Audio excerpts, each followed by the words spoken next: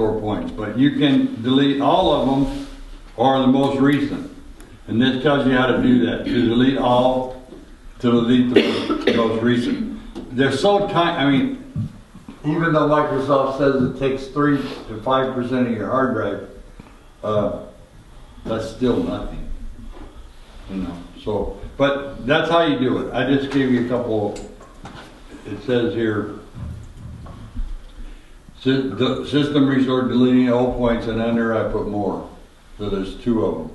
This is pretty good explanation how you do it with Windows cleanup, except, I mean, disk cleanup, except he left out a part. So I'll show you real quick just in case. He left out a step. When you go, if I did your computer, you all got a toolbox, and inside of your toolbox you have disk cleanup. See it right here? So it looks like. If it's not, if I didn't do your computer, go to the start menu, all programs, accessories, and you'll see disk cleanup. Now what you have to do is when you run a disk cleanup, where'd you go? Oh no, system, accessory system tools. See why I put it in the toolbox? And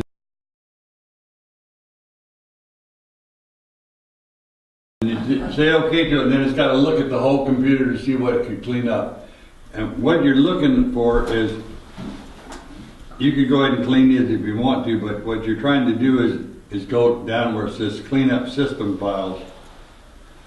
And say okay, and it'll do it again.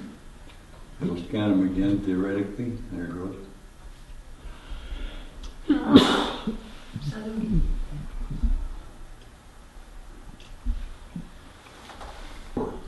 Don't use system restore for a fix-it tool.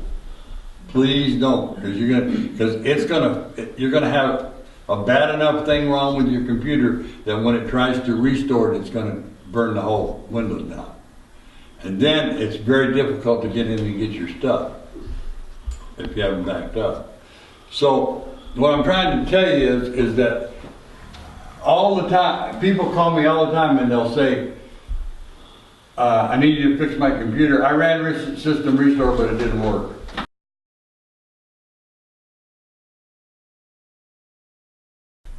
There aren't any holes. And the next day sends 15 updates. Yeah. And geeks out there just say, what Microsoft, tell us one thing or the other. One day you tell us the holes are plugged, and the next day you send 15 Windows updates. So keep doing your Windows updates. What is there a reason? You have a website called How to Geek. Yeah. And on that website, they suggest making the Windows updates automatic. At one time, you weren't too No, crazy I've about always said to do that. To do that? To do Yeah, oh yeah, yeah. It just, if you'll set your Windows updates to automatic, and okay, it comes that way from the factory. The only way it got turned off is if you told to do it another way, is if you did it or a virus did it or malware did it, changed it off of. So I'll show you in a second, but you go into Windows Update and you tell it to download them, update them automatically. That way, when you get 15 updates, like I just had, I was trying to get here, I was late getting here. I'm trying to get here, I ran up to, what's that place with the concrete seals? There's soap in the water again. It was blowing soap again. I ran up there to pick up a computer, and I'm sitting there in a hurry trying to get back here, and I had 15 Windows updates I had to sit there and wait for. So, but that's what happens when you do them automatically. So if your computer has been, when you go to shut it off, has been saying you have to wait for it to do the updates or it starts doing updates, then it's set to do it automatically. There's several other settings in there, and you can actually turn them off completely. And people do that, and they're idiots. I mean, only an idiot would turn off his Windows updates. Oh, you mean the automatic? Yeah, no, you can have it do it another way if you wanted to do it, but don't turn them off. But have automatic updates enabled. Enable. Let's look at it real quick.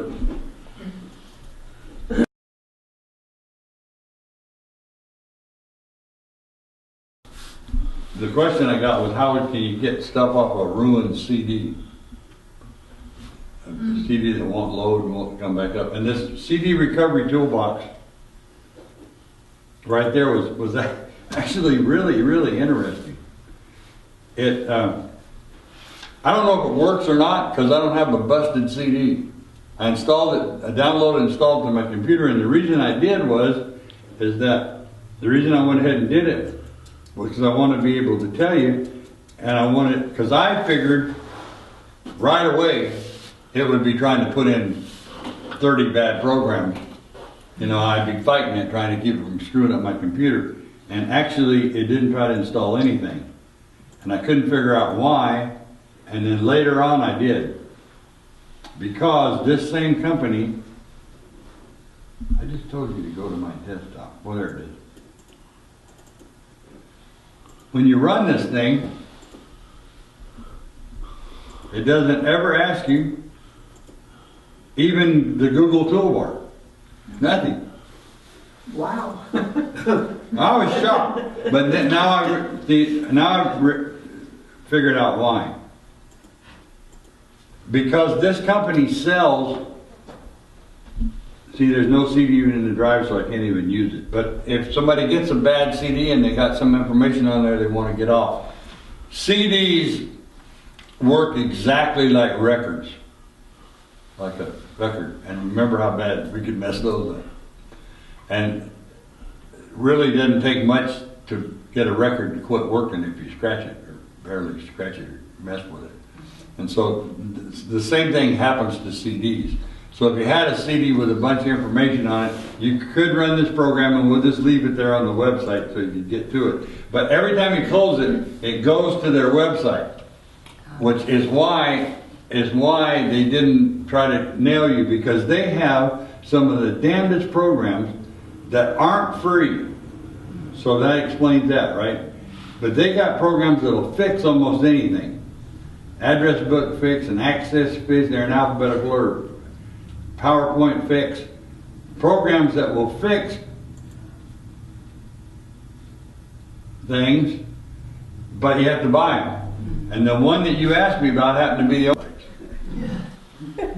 I remember when I boosted up to 200. You do? Yeah. Yeah, I put a, oh no, my first computer was a 20 megabyte.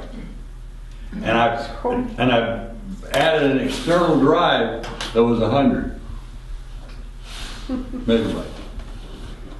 You know, this is, I don't know what you can buy one of these for today. You got me. Does anybody know what you can buy one of a 32 Freddy's today? Huh? They're not very expensive now. They're really not too expensive. The very, I think I've told you guys this before, but the very first one I ever bought, I needed it so bad. I paid $109 for a 1 gig, for a 1 gig. 1 gig. Oh, you almost get those. And I can't free find now. it either. Oh. I still have mine. I paid like $70 at Costco for a one. A 1 gig. Yeah, and but I wanted it really. Oh, I needed it. I was, if you go out and look at my car, First one, I'm just kidding you. if you look at my car now, you'll see in the center console there's a Tupperware container that has a whole bunch of CDs in it that if anybody went through them, you would know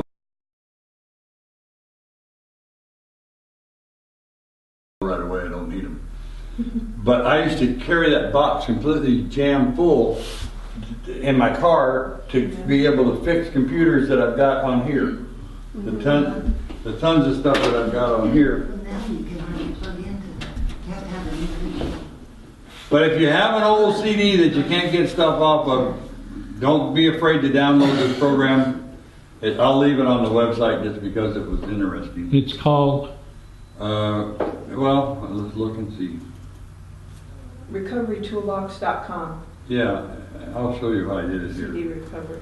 Come on, computer. Yeah, this might come in real handy sometime. You never know. What happened to you? What? Use it over and over. Part of it. Yeah. That's why it came up like that? All Microsoft antivirus. Okay. It's different, but it's the same. Yeah. So deal with Security Essentials and the Defender warning will go away. Yeah. Okay. See, here's 7, and here's in my control panel Windows Defender. It is Yeah. there. I guess. Yeah. And you can try that. You can go. It's part of Security Essentials. Okay. And, But we and just- now they've improved it so much now that they're not calling anything but Defender. Do you have Windows? Oh. Instead of, Well, I got. Because it's the just an same as- improved version or an updated version of Essential? in 8 and 10, but not in 7. Okay. In 7, you still need Essential. Yeah. security essential. Right. Essential. In 8 and 10, you don't. Right. Okay. Well, there it is right there, Windows Defender. Well, it would be if I could read. On the far right, Yeah. there you go. So when you open, see this program is turned off. Oh, See, because I'm using another one. So deal with Security Essentials and get it updated and scanned, and that'll quit coming up. okay. Thanks. But in 10, there's nothing left but it's Windows Defender. And in 10, if you were a Norton freak, you could still run Norton and it would turn Windows Defender off. By itself. Charter now and then goes offline. Have you heard this, many of you? Everything goes offline now and then. The power goes out every now and then. My TV quit working the other day in the storm. My phone. You know, I mean, that's all that's quit happening. working. That's all that's happening. It's not unusual then. No, we live in Florence. At the end of the information highway, Florence is 18 miles up a dirt road. Yes. Understand that once in a while it's going to quit. I mean, as good as Charter is, but the irritating thing is the clowns down there. I had a situation the other day where I was way south of town, and this internet was down. No, the guy couldn't send email. So I called Charter, and the dork on the other end of the line had no idea what to tell me to do. And so he told me it was down in my area. And I wasn't down in my area, I was still online and just couldn't send email. So I hung up and called back, went through the whole process again and called back. And those of you, all of you that changed to Charter, you need to know this. When you call Charter for help on the internet, go get your bill. And have your bill in your hand. Because there's a little PIN number on the bill that you have to give to those people, and if you don't know it, they ain't going to talk to you. And it's the most irritating thing in the world because I had a situation the other day where I just needed to ask a question. But I'm working on my bench on a computer that's a Charter computer for someone in here, and I can't call to say, hey, what do I change on this to make it do that? So now these people want to go on a trip. So I got them all set up so when they get out there on that trip and can't send email, they can receive but they can't send. I got the bill in their suitcase. I've circled the PIN number and I've said, use your cell phone and call and give them this PIN number and ask them what I got to change so you can send email when you're not at home.